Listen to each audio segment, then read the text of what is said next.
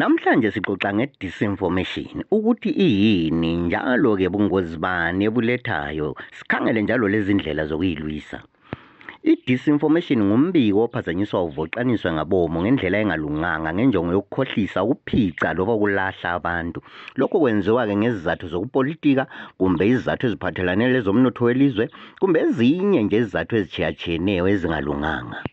Esikhathini esiningi lokhu kusuka-ke kusenziwela ukucikela phansi imizamo yalabo abakhuthaza inkululeko kaZulu kanye lokuba lesandla esicatshileyo ekhethweni.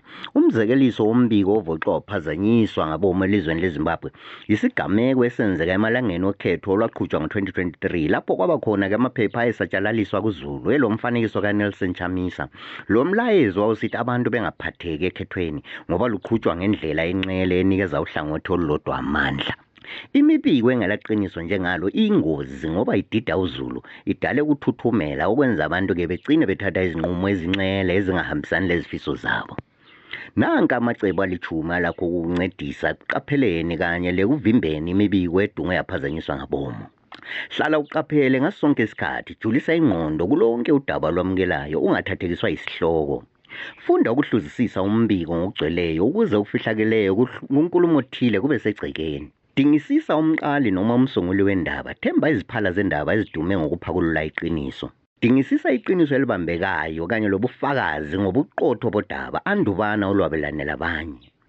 Qathanisa imininingwane evela kubosozindaba abaqotho abehlukeneyo ngodaba lunye ukuze uqiniseke phela ubuqotho balo.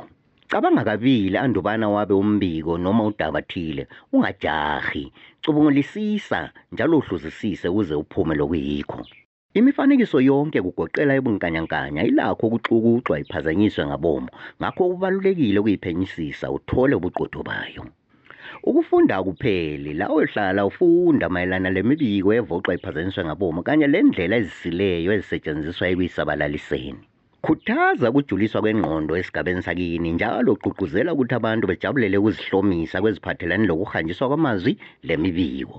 Bika konke ukubona kusolisa ezindabeni. Ncedisa kumizamo yokuqeda ukumemethekiswa kwemibiko ephazanyiswe yavoxwa ngabomo ngokwazisa abakhangele ngalokho.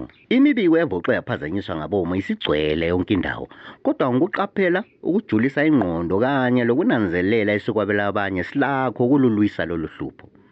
Hloma ngolwazi ngaso sonke isikhathi, uhlale uqaphele ukuze ube yingxenye yesisombululo.